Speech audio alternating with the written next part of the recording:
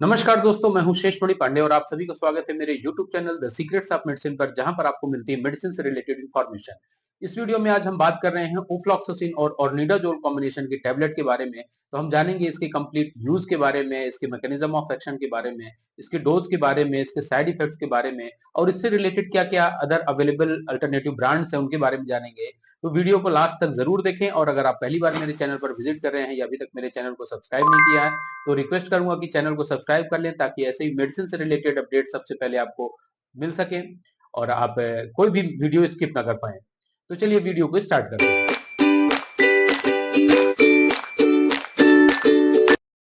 Ofloxacin एक fluoroquinolone category की antibiotic है जो कि 1990 में एफडीए द्वारा अप्रूव किया गया बैक्टीरियल इन्फेक्शन को कंट्रोल करने के लिए।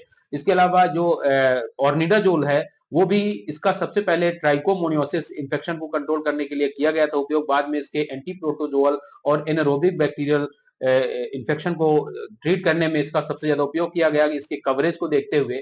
और ये ओफ्लॉक्सासिन और ऑर्निडाजोल का जो कॉम्बिनेशन है काफी अच्छा कवरेज तैयार करता है, अच्छा स्पेक्ट्रम हो जाता है। इसलिए ये बहुत सारे ऐसे इन्फेक्शन हैं जिनमें ग्राम पॉजिटिव, ग्राम निगेटिव और साथ में एनारोबिक प्रोटोजोअल बैक्टीरियल इन्फेक्शन अगर देखने को मिलता है तो वहां पर डॉक्टर्स की चॉइस सबसे पहले यही होती है। ओफ्लॉक्सासिन कैसे काम करती है? ये बैक्टीरिया के डीएनए गायरेज को इनहिबिट करती है। इस प्रकार से ये बैक्टीरिया को डिवाइड होने और उसकी रिपेयरिंग को रोकती है। इस प्रकार से ये बैक्टीरिया को किल कर देती है।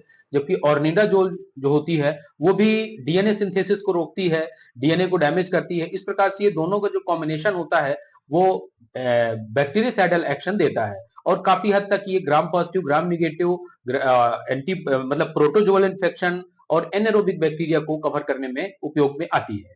अब हम बात करते हैं इसके यूजेस के बारे में। तो इसका जो सबसे ज्यादा यूज फ्रिक्वेंटली यूज किया जाता है वो है बैक्टीरियल इन्फेक्शन या प्रोटोजोअल इन्फेक्शन के कारण होने वाले लूज मोशन, डायरिया, डिसेंट्री, ऐसे अगर इन्फेक्शन के कारण प्रॉब्लम्स आ रही हैं, एब्डोमिनल इन्फेक्शन हो रहा है किसी भी तरह का, तो उसमें सबसे ज्यादा उपयोग में लाई जाती है। इसके अलावा भी इसके बहुत सारे यूज हैं जैसे कि एसटीडी यानी कि सेक्सुअली ट्रांसमिटेड डिसीज और वेजाइनल इन्फेक्शन है, यूटीआई इन्फेक्शन है, पेशाब नली में संक्रमण है किसी तरह का, पेशाब में जलन हो रही है, स्पेशली फीमेल्स में सबसे ज्यादा यूटीआई इन्फेक्शन के चांसेस होते हैं। उसमें टाइफाइड के केस में जिसमें बुखार भी रहती है साथ में कॉम्प्लिकेटेड इन्फेक्शन है तो ये को प्रिस्क्रिप्शन में दिया जाता है। कई बार एंटीबायोटिक्स के साथ में ये सपोर्टिव थेरेपी में दिया जाता है। Ear infection, skin infection like cellulitis और भी दूसरे इन्फेक्शन जैसे कि डेंटल इन्फेक्शन है, जैसे किसी को दांत निकलवाना है, रूट कनाल थेरेपी है। तो किसी भी प्रकार के अगर दांतों से रिलेटेड कोई अगर डॉक्टर्स ने देखा तो इन्फेक्शन से बचाने के लिए इसका उपयोग किया जाता है। सर्जरी के दौरान किसी भी प्रकार का इन्फेक्शन है, आफ्टर पोस्ट ऑपरेटिव केसेस में भी अगर इन्फेक्शन फैल रहा है, पस बन रहा है, टांके में नहीं सूख रहे हैं, तो ऐसी कंडीशन में भी ये टैबलेट या फिर कई बार आईवी का उपयोग करके डॉक्टर सबसे ज्यादा इसको यूज करते हैं। तो ये थी इसके यूजेस की बात। इसके डोज की अगर बात करें तो इसका जो नॉर्मली डोज होता है, नॉर्मल इन्फेक्शन जो कि एब्डोमिनल इन्फेक्शन है, डायरिया, डिसेंट्री है बैक्टीरियल इन्फेक्शन के चलते, तो इसका जो नॉर्मल ट्रीटमेंट का जो ड्यूरेशन होता है वो नॉर्मली 5 टू 7 डेज होता है। अगर दूसरा कोई क्रॉनिक इन्फेक्शन है, यूटीआई इन्फेक्शन है या वेजाइनल इन्फेक्शन है, सेक्सुअली ट्रांसमिटेड डिसीज है या स्किन इन्फेक्शन है, तब ये 7 डेज से लेकर 14 डेज तक इसको प्रिस्क्राइब किया जाता है। अब इसके साइड इफेक्ट्स की बात करें तो इसका जो सबसे मोस्ट कॉमन साइड इफेक्ट होता है वो है मेटेलिक टेस्ट। मुंह का टेस्ट में हल्का कड़वापन आता है, इसमें मेटेलिक टेस्ट होता है इसका। इसके अलावा एलर्जी होती है, स्किन से रिलेटेड एलर्जी हो सकती है, कॉन्स्टिपेशन हो सकता है। कुछ कॉमन साइड इफेक्ट्स हैं जैसे कि नोजिया, वोमिटिंग, डिजीनेस।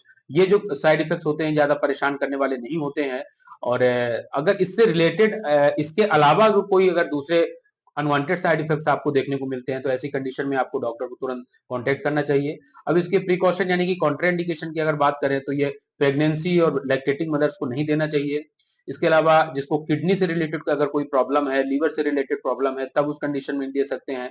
इस दवा को लेते समय डेयरी प्रोडक्ट्स का यूज बिल्कुल ना करें, यानी कि इसको दूध या दही, मठा, छाछ के साथ इसका उपयोग ना करें, एल्कोहल के साथ इसका उपयोग ना करें। इसके अलावा ऐसे पेशेंट जिनको एपिलेप्टिक एपिसोड आते हैं, मिर्गी की प्रॉब्लम है, उन लोगों में भी ये नहीं दी जाती है। इसके कुछ पॉपुलर ब्रांड्स हम देख लेते हैं। जो इसके पॉपुलर ब्रांड है जैसे कि जेनफ्लॉक्स ओजेड, ऑर्नॉफ ओजेड और ओफ्लॉक्स ओजेड, ऑर्नी ओ। ये इसके कुछ पॉपुलर ब्रांड हैं, इसमें कॉम्बिनेशन ऑफ फ्लॉक्सासिन और ऑर्निडाज़ोलिन होता है।